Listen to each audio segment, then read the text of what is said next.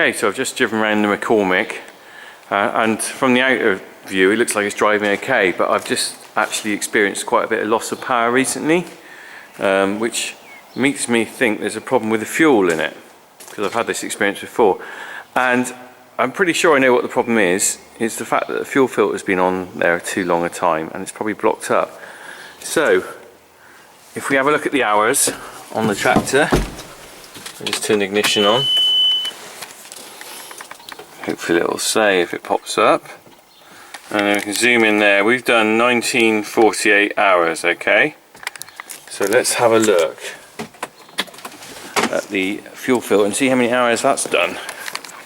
So this is the knob for the release of the cab, and we can see under here we have a fuel filter which was changed.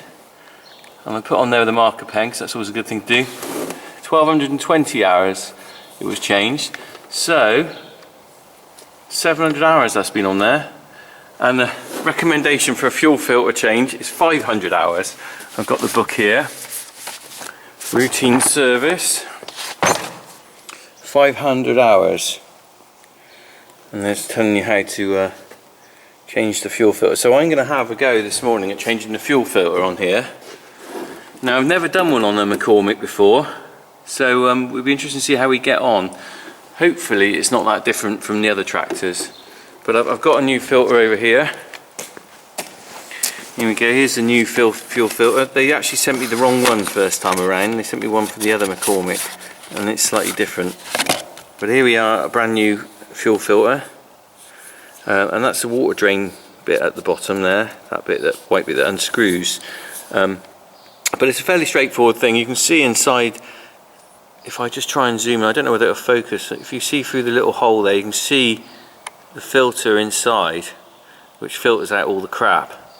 And there's just a rubber seal around the outside there to get a seal to stop any leaks. So, and a thread in the middle, so that just screws on. So the other one should just unscrew, and then I've just got to bleed the air out. So anyway, we're going to see how we get on with this morning, changing the fuel filter on the McCormick. Okay, so the first thing I'm going to do is I've got a container here, just an old sawn off plastic drum, which I'm going to slide under the tractor, and that's just to catch any diesel, because it's almost guaranteed that something will drip down from there. So we're in a bit of an awkward place here, but I have just found I can just about undo it. There we go, and we'll get some diesel come out in a minute, I'm sure. There we go.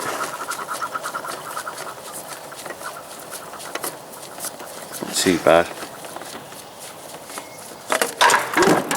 And there you go, dropped it in the drum. So just as well I had that there to catch that, and surprising how much liquid will come out of there if I just get the old filter. See, don't really want all that over your concrete.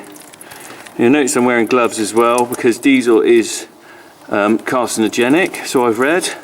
I don't know how much impact that'll have on me just doing this, but you know, and also it stinks, so it's probably better for me to wear a few gloves and be safe than sorry. You can see inside there, doesn't look too dirty, but you can't tell until you open that up how bad that will be inside there. So I'm going to leave that in there for now, and we'll just get the new filter out of this box. So here we are. Hopefully I can just screw that back on. Instead, I'm doing it with one hand. I've got the tripod over there in case we need to do anything. Oh, I don't know what that bit is there. Oops.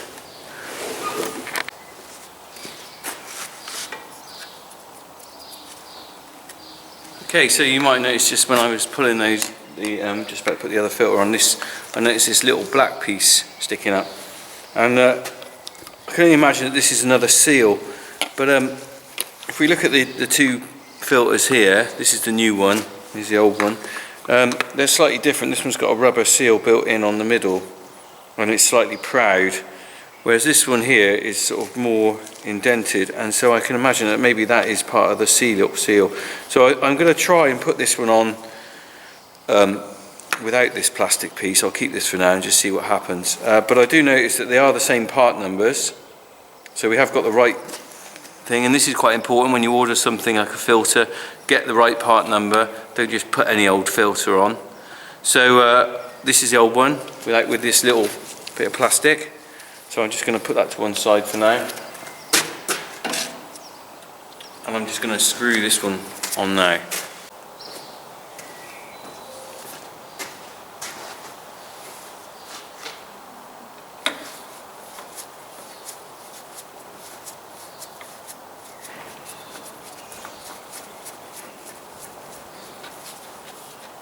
So I'm just doing that up hand tight.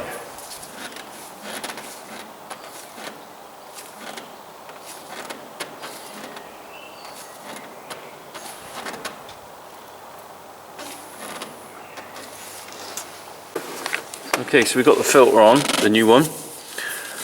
And now, according to the manual, because I am lucky I've got a manual, because not everyone's got a manual. Loosen the banjo connection bolt on the top of the fuel filter, which is number 2 there. So we're going to loosen that. Let's hope we can do that okay. Now where is it? There it is. Banjo connection bolt. I don't know how loose I'm going to do it, but you can see where the spanner's been before. For whoever's done the last filter change, that was undone there by someone else. So I now got to operate the lift front. Now I'm not quite sure how loose I've got to do that. Let's try that for now. Okay, step 4. Operate the hand primer pump to fill the fuel filter. Tighten the air screw when the fuel is with no air bubbles flows from the screw. Okay, so now I've got to find the lift pump. So I think I know what that looks like. Let's go and have a look.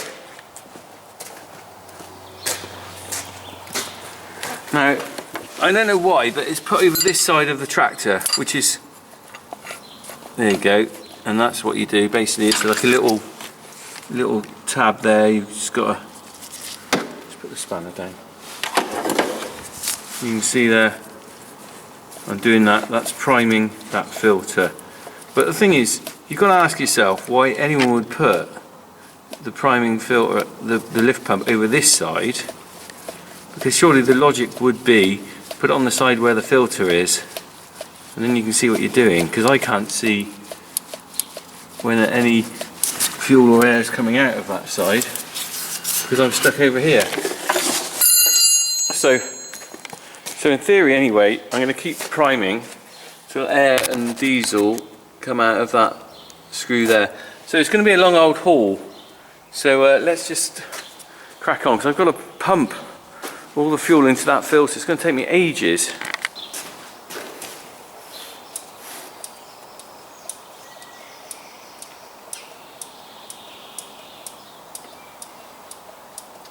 I'm going to be here a long time.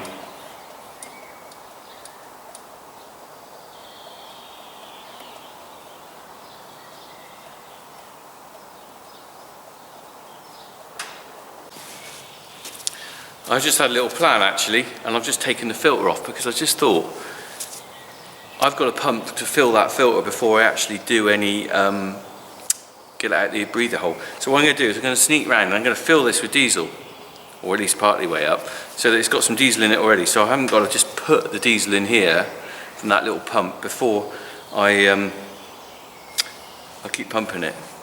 I'll do that, and then I'll put it back on, and then we'll just pump the rest. There we go. I'm back with my topped up fuel filter, and you can see there, you can see the diesel at the top. That's probably saved me 10 minutes on that lift pump. So I'm just going to screw that back on, and then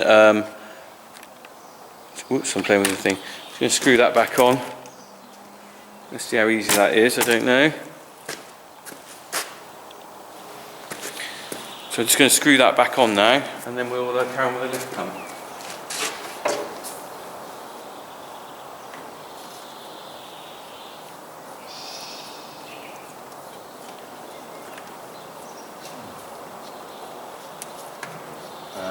Find the thread. Not always easy to find the thread when you're putting it on.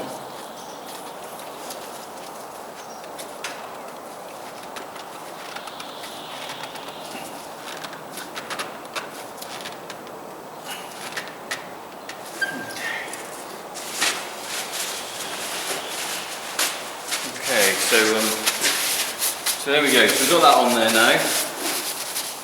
Just got to carry on bleeding that at the top there. There we go. Right. Let's carry on pumping.